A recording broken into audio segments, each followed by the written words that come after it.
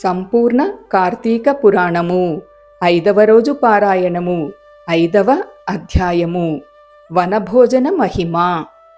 ఓ జనక మహారాజా, కార్తీక మాసములో స్నానదాన పూజానంతరమున శివాలయమునందున గాని వైష్ణవాలయమునందున గాని శ్రీమద్భగవద్గీత పారాయణము తప్పక చేయవలయును. అట్లు చేసిన వారికి సర్వపాపములు నివృత్తియగును. ఈ కార్తీక మాసములో కరవీర పుష్పములు శివకేశవులకు సమర్పించిన వారు వైకుంఠమునకు వెళ్ళుదురు. భగవద్గీత కొంతవరకు పఠించిన వారికి కూడా విష్ణులోకం ప్రాప్తించును. కడకు అందలి శ్లోకములో ఒక్క పాదమైనను కంఠస్థమనరించిన ఎడల విష్ణు సాన్నిధ్యం పొందుదురు. కార్తీక మాసములో పెద్ద ఉసిరికాయలతో నిండి ఉన్న ఉసిరి చెట్టు క్రింద సాలగ్రామమును యథోచితంగా పూజించి విష్ణుమూర్తిని ధ్యానించి ఉసిరి చెట్టు నీడన భుజించవలెను. బ్రాహ్మణులకు కూడా ఉసిరి చెట్టు క్రింద భోజనం పెట్టి దక్షిణ తాంబూలములతో సత్కరించి నమస్కరించవలయును. వీలును బట్టి ఉసిరి చెట్టు క్రింద పురాణ కాలక్షేపం చేయవలయును. ఈ విధముగా చేసిన బ్రాహ్మణపుత్రునకు నీచ జన్మము పోయి నిజరూపము కలిగెను అని వశిష్ఠుల వారు చెప్పిరి.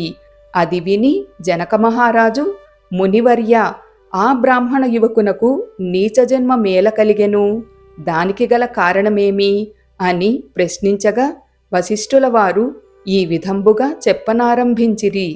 కిరాత మూషికములు మోక్షమునొందుట. రాజా, కావేరీ తీరమందొక చిన్ని గ్రామమున దేవశర్మయ్యను బ్రాహ్మణుడు కలడు. అతనికొక పుత్రుడు కలడు. వారి పేరు శివశర్మ.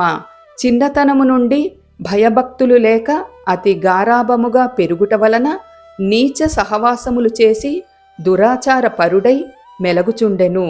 అతని దురాచారములను చూచి ఒకనాడతని తండ్రి కుమారుణ్ణి పిలిచి, బిడ్డా, నీ దురాచారములకు అంతులేకుండా ఉన్నది.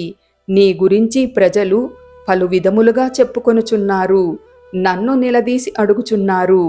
నీ వల్ల కలుగు నిందలకు సిగ్గుపడుతూ నలుగురిలో తిరగలేకపోవచున్నాను. కావున నీవు కార్తీక మాసమున నదిలో స్నానం చేసి శివకేశవులను స్మరించి సాయంకాల సమయమున దేవాలయములో దీపారాధన చేసిన ఎడల నీవు చేసిన పాపములు తొలగుటయే కాక నీకు మోక్షప్రాప్తి కూడా కలుగును. కావున నీవు అటుల చేయుమని బోధించెను. అంతట కుమారుడు, తండ్రి, స్నానము చేయుట వంటి మురికి పోవుటకు మాత్రమే కాని వేరు కాదు. స్నానం చేసి పూజలు చేసినంత మాత్రాన భగవంతుడు కనిపించునా? దేవాలయములో దీపములు వెలిగించిన లాభమేమి? వాటిని ఇంటిలోనే పెట్టుట మంచిది కాదా అని వ్యతిరేకార్థములతో పెడసరంగా సమాధానమిచ్చెను. కుమారుని సమాధానము విని తండ్రి, ఓరీ నీచుడా, కార్తీకమాస ఫలమును అంత చులకనగా చూస్తున్నావు. కావున నీవు అడవిలో రావి చెట్టు తొర్రయందు ఎలుక రూపములో బ్రతికెదవుగాక అని కుమారుడిని శపించెను. ఆ శాపంతో కుమారుడగు శివశర్మకు జ్ఞానోదయమై భయపడి తండ్రి పాదములపై బడి, తండ్రి క్షమింపుము, అజ్ఞానాంధకారములో పడి దైవమును దైవ కార్యములను ఎంతో చులకన చేసి వాటి ప్రభావములను గ్రహింపలేకపోతిని. ఇప్పుడు నాకు పశ్చాత్తాపము కలిగినది. నాకా శాప విమోచన ఎప్పుడే విధముగా కలుగునో దానికి తగు తరుణోపాయమేమో వివరింపుమని ప్రాధేయపడెను. అంతట తండ్రి, బిడ్డ, నా శాపమును అనుభవించుచు మూషికమువై పడియుండగా నీవెప్పుడు కార్తీక మహత్యమును వినగలవో అప్పుడు నీకు పూర్వ దేహస్థితి కలిగి ముక్తి నొందుదువు అని కుమారుణ్ణి ఊరడించెను. వెంటనే శివశర్మ ఎలుక రూపము పొంది అడవికి పోయి ఒక చెట్టు తొర్రలో నివసించుచు ఫలములను తినుచూ జీవించుచుండెను. ఆ అడవి కావేరీ నదీ తీరమునకు సమీపమున నుండుటచే స్నానార్థమై నదికి వెళ్ళువారు అక్కడే ఉన్న ఆ పెద్ద వటవృక్షము నీడన కొంతసేపు విశ్రమించి లోకాభిరామాయణము చర్చించుకొనుచు నదికి వెళ్ళుచుండెడివారు. ఇట్లు కొంతకాలమైన తరువాత కార్తీక మాసములో ఒక రోజున మహర్షియను విశ్వామిత్రుల వారు శిష్య సమేతముగా కావేరీ నదిలో స్నానార్థమై బయలుదేరినారు.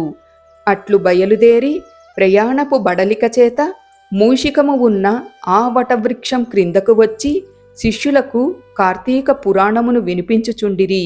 ఈలోగా చెట్టు తొర్రలో నివసించుచున్న మూషికము వీరి దగ్గరనున్న పూజాద్రవ్యములలో ఏదైనా తినే వస్తువు దొరుకుతుందేమోనని బయటకు వచ్చి చెట్టు మొదట నక్కియుండెను. అంతలో ఒక కిరాతకుడు వీరి జాడ తెలుసుకొని, వీరు బాటసారులై ఉందురు, వీరి వద్ద ఉన్న ధనాన్ని అపహరించవచ్చుననెడు దుర్బుద్ధితో వారి కడకు వచ్చి చూడగా వారందరూ మునీశ్వరులే. వారిని చూడగానే అతని మనస్సు మారిపోయినది. వారికి నమస్కరించి, మహానుభావులారా, తమరు ఎవరు? ఎందుండి వచ్చితిరి?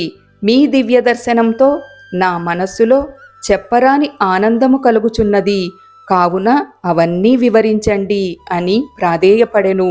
అంత విశ్వామిత్రుల వారు, ఓయి కిరాతక, మేము కావేరీ నదీ స్నానార్థమై ఈ ప్రాంతమునకు వచ్చితిమి. స్నానమాచరించి కార్తీక పురాణమును పఠించుచున్నాము. నీవును ఇచట కూర్చుండి సావధానుడవై ఆలకింపుము అని చెప్పిరి. అటుల కిరాతకుడు కార్తీక మహత్యమును శ్రద్ధగా ఆలకించుచుండగా తన వెనుకటి జన్మ వృత్తాంతమంతయు జ్ఞాపకమునకు వచ్చి పురాణ శ్రవణానంతరము వారికి ప్రణమిల్లి తన పల్లెకు పోయెను. అటులనే ఆహారమునకే చెట్టు మొదట దాగియుండి పురాణమంతయు వినిన ఎలుక కూడా తన వెనుకటి బ్రాహ్మణ రూపము పొంది, మునివర్య, ధన్యోస్మి, తమ దయ వల్ల నేను కూడా ఈ మూషిక రూపము నుండి విముక్తుడనైతిని అని తన వృత్తాంతమంతయు చెప్పి వెడలిపోయెను. కనుక ఓ జనక, ఇహములో సిరి సంపదలు, పరలోకమున మోక్షము కోరువారు తప్పక ఈ కార్తీక పురాణమును చదివి ఇతరులకు వినిపించవలెను. ఇట్లు స్కాంద పురాణాంతర్గత వశిష్ఠ ప్రోక్త కార్తీక మహత్యమందలి 5వ అధ్యాయము 5వ రోజు పారాయణము సమాప్తము.